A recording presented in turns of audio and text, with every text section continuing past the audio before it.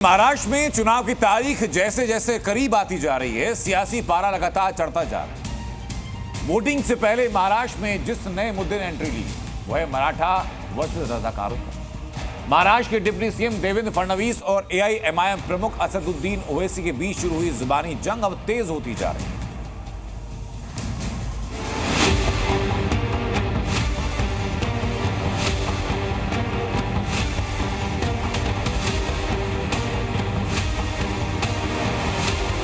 ये रजाकारों के वंशज हैं। ये लोग मीर जाफर और मीर सादिक के एजेंट है, याद रखिए। महाराष्ट्र चुनाव में वोट जिहाद के बाद अब वोट धर्म युद्ध का नया पॉलिटिकल गेम शुरू हुआ।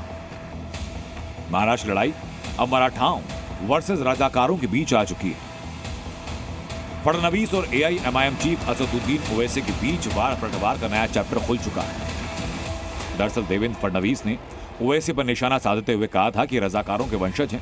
जिन रजाकारों ने हमारे मराठवाड़ा के लोगों पर अत्याचार किए, जमीनें लूटी, हमारे परिवार वालों को तहस नहस किया, ये उनके वारिस हैं। फडणवीस का बयान सुनकर ओवैसी लाल हुए। ओवैसी ने फडणवीस पर तो निशाना साधा, साथ ही कहा कि ये लोग मेरी जुबान का मुकाबला नहीं कर सकते।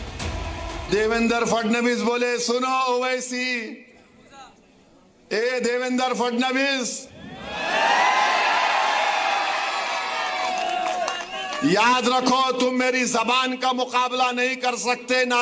अगर तुम मोदी अमित शाह भी बैठ गए तो मेरी जबान का मुकाबला नहीं कर सकते। ऐसा है, ये रजाकारों के वंशज हैं। जिन रजाकारों ने हमारे तमाम मराठवाड़ा के लोगों पर अत्याचार किए, जमीनें लूटी, जिन्होंने हमारी महिलाओं की अस्मत को लूटने का प्रयास किया, हमारे परिवारों को तहस नहस किया, ये उनके वारिस है।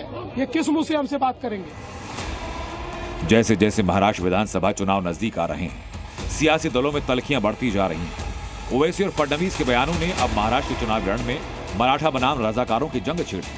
कांग्रेस भी इस मसले में सेफ साइड खेल रही है। वो इसे नूरा कुश्ती करार दे रही है। नूरा कुश्ती में हमें कोई फर्क नहीं पड़ता। आपके लिए बड़ा मुद्दा होगा ओवैसी। ओवैसी इस प्रदेश की लोगों के लिए बिल्कुल बड़ा मुद्दा नहीं है। लोग जानते हैं किसे वोट देना है। लेकिन माइनॉरिटी वोट पर असर करते हैं कहीं ना कहीं, आप देखें होंगे। नहीं करेंगे, आपको इस बार रिजल्ट में दिख जाएगा। बीजेपी का बटेंगे तो कटेंगे जैसा नारा वोट जिहाद के खिलाफ धर्मयुद्ध के बाद अब मराठा और रजाकारों तक पहुंच चुका है। इस बीच उलेमा बोर्ड की जो शर्त महाविकास आघाड़ी ने कबूल की, उसको लेकर बीजेपी ने एमवीए पर पोस्टर के जरिए तंज कसा। बीजेपी ने ऑटो का एक पोस्टर जारी किया जिसमें राहुल गांधी के कार्टून कैरेक्टर को दिखाया गया। इसमें राहुल का चरित्र एससी एसटी ओबीसी को ऑटो से उतारते दिख रहा है और मुस्लिम शख्स को बैठा रहा है। वैसे ये पोस्टर उलेमा बोर्ड की मुस्लिम आरक्षण वाली उस मांग को लेकर है जो एमवीए ने स्वीकार की। इस पोस्टर को शेयर करके बीजेपी ने लिखा कि कांग्रेस नेतृत्व वाले एमवीए का तुष्टीकरण का खेल जारी। 400 एनजीओ और हजारों सभा ले रहे हैं, पैसे कहां से आ रहे हैं? वो मुस्लिम उलेमा बोर्ड 17 मांगों की 17 की 17 राहुल गांधी की कांग्रेस ने स्वीकार की। अभी जब लोगों का आक्रोश आया तो बोलता है हमारा पत्र फर्जी है। तो फर्जी पत्र किसने दिया? 30 अक्टूबर को उलेमा बोर्ड के वेबसाइट पे है, फेसबुक पे है। तो इसका अर्थ ये हो गया कि राहुल गांधी की कांग्रेस उद्धव ठाकरे के साथ मिलकर वोट जिहाद के लिए पैसे का प्रबंधन कर रही है। महाराष्ट्र चुनाव में महायुति का फोकस जहां हार्डकोर हिंदुत्व पर है, तो एमवीए मुस्लिमों पर जोर दे रहा है।